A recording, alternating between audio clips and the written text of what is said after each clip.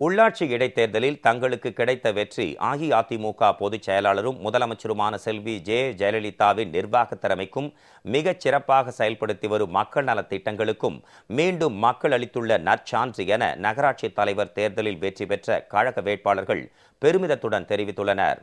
உள்ளாட்சி அமைப்புகளுக்கான இடைத்தேர்தலில் சங்கரன்கோவில், குன்னூர், கொடைக்கானல், புதுக்கோட்டை ஆகிய நகராட்சி தலைவர் பதவிகளுக்கு போட்டியிட்ட கழக வேட்பாளர்கள் போட்டியின்றி ஏற்கனவே தேர்ந்தெடுக்கப்பட்டுள்ள நிலையில் அரக்கோணம், விருத்தாச்சலம், கடலூர், ராமநாதபுரம் ஆகிய நகராட்சிகளுக்கு நடைபெற்ற இடைத்தேர்தலில் பதிவான வாக்குகள் இன்று எண்ணப்பட்டு முடிவுகள் அறிவிக்கப்பட்டன.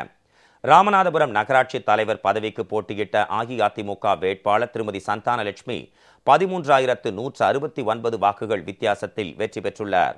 வெற்றி பெற்றதற்கான சான்றிதழை அவர் தேர்தல் அதிகாரியிடமிருந்து பெற்றுக்கொண்டார்.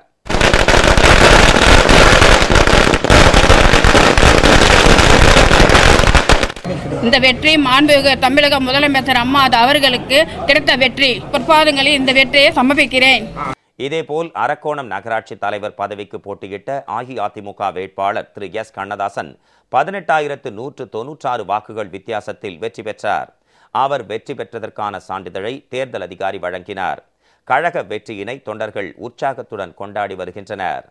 முதலமைச்சர் செல்வி ஜெயலலிதா மேற்கொண்டு வரும் மகத்தான மக்கள் நலத்திட்டங்களால் நடந்து முடிந்த உள்ளாட்சி இடைத்தேர்தலிலும் அஇஅதிமுக அமோக வெற்றி பெற்றுள்ளது.